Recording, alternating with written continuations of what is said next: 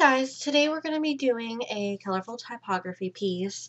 I'm just using a stock photo I got royalty free, especially since when you're doing a tutorial or anything that's commercial like YouTube, royalty free or one of your own photos honestly is best.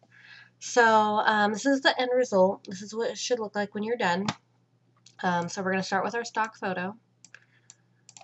This is the original.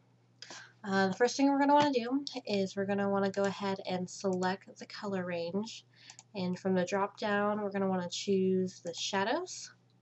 Hit OK. It's going to highlight everything.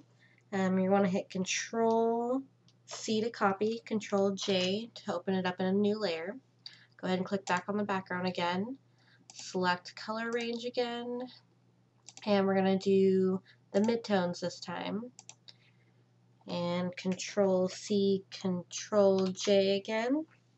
So now you have two more layers. With the one that's currently selected, we're going to want to go to Edit and Fill, and we're going to put that one as 50% gray. And then the top one, that one, we're going to go Edit, Fill, and Black. Okay, so go ahead and remove visibility from your background. This is how it should look. And merge layers 1 and 2.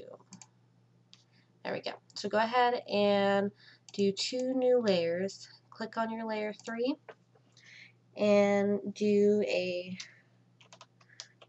Control backspace, and that will fill it with white. Okay, so go ahead and hide the visibility of that one. Click on your layer 4. And what you're going to want to do is you're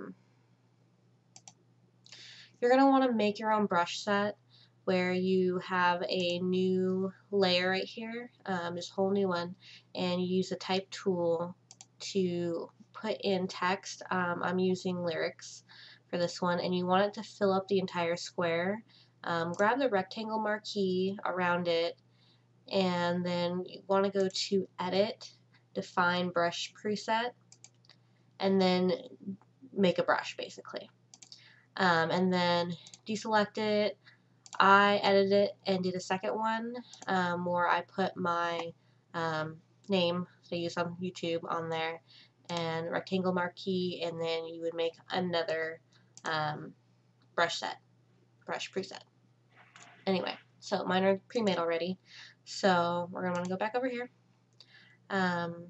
You want to go ahead and go to your brush and select the one that you just made.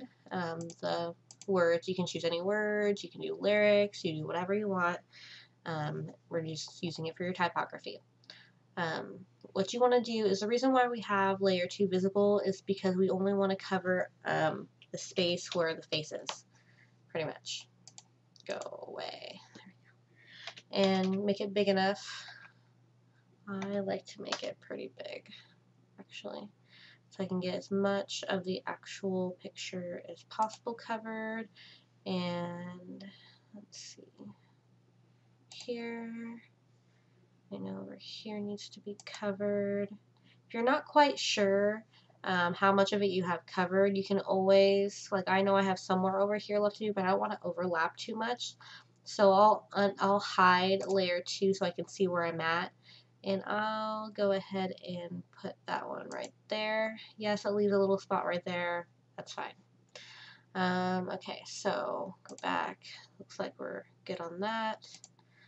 Actually, I'm going to go back a little because what I'm going to do is I'm going to make that a little bit bigger again, actually, so that when I do this, it fills it up a little bit more, and then there's less gaps in between. So I'm going to have a little bit of an overlay right here. That's fine. There's going to be a little bit of overlap, but I don't mind. It looks kind of cool sometimes. Okay, so once you got that part done and you're pretty happy with your results, what you're going to want to do is make a layer mask on top of your layer 4, and then click on your layer 2 and do Control A for all, Control C to copy. And then when you click on layer 4, you want to do Alt click on just the layer mask and Control V to paste your copy in, and then Control D to deselect, Control I to inverse it, and then you're going to want to make your white space, your layer 3, visible.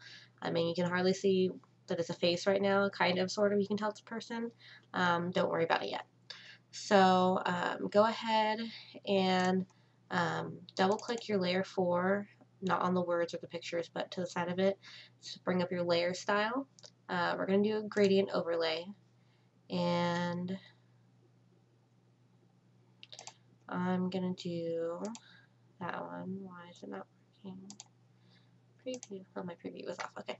So you'll see it's pretty colorful. You don't have to worry about messing with it. If you want to change the way it looks, you can go in there and, you know, mess around with these or choose different gradient. It's fine. Anyway, so that's what I'm choosing. And okay, so like I said, you can see, you can barely tell that it's a person. What you're going to want to do is go back to your brush and pick a soft brush, and you're going to want it at 20% opacity or so. I like 20%. If it's too light, you can always go over it again. So I choose a lighter one just because I don't want it to be too dark. Anyway, so, and you're going to want your brush, well, maybe a little bit bigger than that maybe. It's a right bracket, left bracket to make it bigger, smaller, so right bracket to make it bigger. So I want it kind of bigger, and just go over the parts that you want to highlight a little bit more. I want the eyes and the lips a little more visible. Eyebrows. It's got these really cute little stray parts of the hair at the bottom that I really like to highlight. And then there's this hair piece that looks kind of cool. I want that to show up. And just so you can tell that, you know, you see some detail and tell it's a person, obviously. I think that looks pretty good. Maybe do a little bit more. No, it's fine. Okay, so I think that looks good. Next thing you're going to want to do is do a new layer, and then you're going to take the other brush you made, the one with your username, basically, or your, you know, artist name, and make mine a couple bigger. You're going to want to go to your brush tool over here, and you're going to want to click on your shape dynamic and your scattering. And the reason why we're doing that is because otherwise, if you don't have your scattering on, it'll just turn into one giant line. That's not what we're going for. So click on your scattering so that it scatters a little bit. You can have it scatter as much or as little as you want.